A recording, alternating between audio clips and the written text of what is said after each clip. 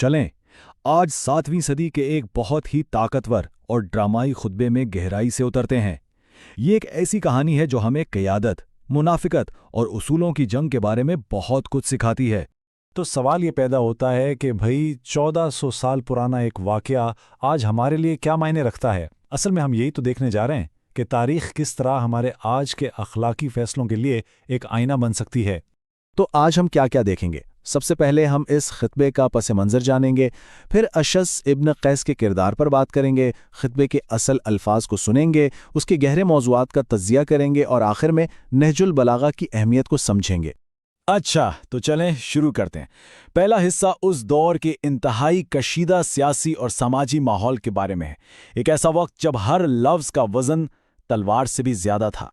دیکھیے، یہ سمجھنا بہت ضروری ہے کہ یہ خطبہ یوں ہی نہیں دیا گیا تھا۔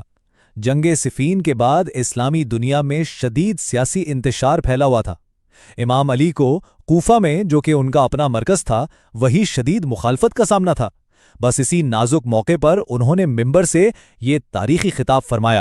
تو اب آتے ہیں کہانی کے اس کردار کی طرف جس کی وجہ سے یہ سب کچھ ہوا، وہ شخص جس کے اعمال نے امام علی کو یہ سخت الفاظ کہنے پر مجبور کر دیا۔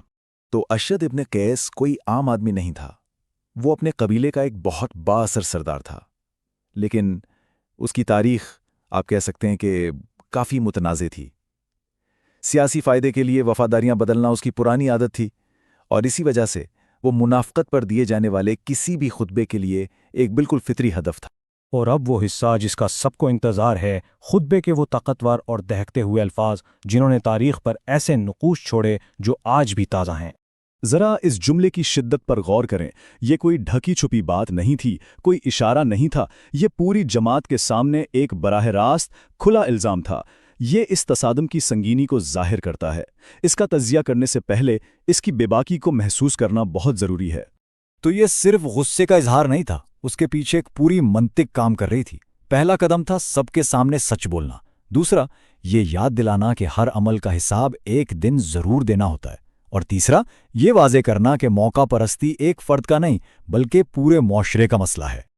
اور یہ جو جملہ ہے نا، یہ تو کمال کا ہے۔ یہاں امام علی ایک ایماندار، محنتی اور معمولی کام کرنے والے شخص کو ایک طاقتور لیکن دوغلے شخص پر ترجیح دے رہے ہیں۔ یہ اس بات کا ثبوت ہے کہ اصولوں کی قدر طاقت سے کہیں زیادہ ہے۔ چلیں اب اس خاص واقعے سے تھوڑا آگے بڑھتے ہیں اور ان بڑے آفاقی موضوعات پر بات کرتے ہیں جن پر یہ خطبہ روشنی ڈالتا ہے۔ یہ وہ اسباق ہیں جو وقت اور ثقافت کی قید سے بالکل آزاد ہیں۔ یہ خطبہ بنیادی طور پر 3 ستونوں پر کھڑا ہے۔ اس کا بڑا حصہ منافقت کے بارے میں ہے، لیکن اس کے ساتھ ساتھ دیانت داری اور خدائی انصاف جیسے گہرے تصورات پر بھی یہ ایک طاقتور تبصرہ ہے۔ تو اس سب سے ہمیں کیا سیکھنے کو ملتا ہے؟ یہ خطبہ ہمیں سکھاتا ہے کہ موقع پرستی معاشرے کی بنیادوں کو کیسے کھوکھلا کرتی ہے۔ یہ ہمیں یاد دلاتا ہے کہ اصولوں پر قائم رہنا ہی حقیقی طاقت ہے۔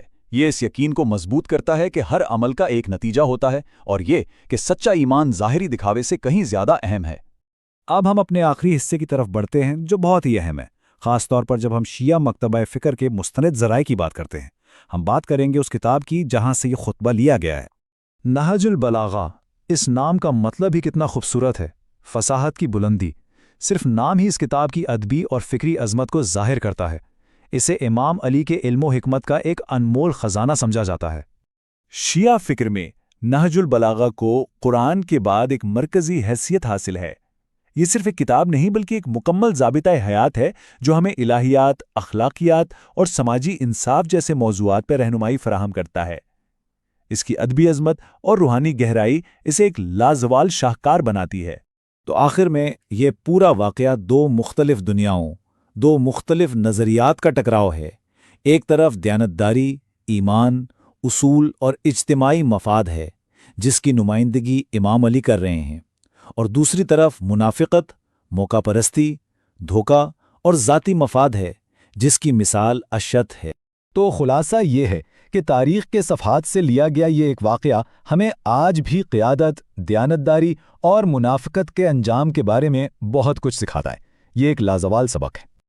اور ہم اس تجزیے کو ایک سوال پر ختم کریں گے۔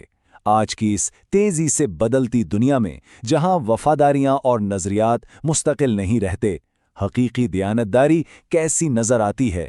یہ ایک ایسا سوال ہے جس کا جواب ہم سب کو اپنے اندر تلاش کرنا ہے۔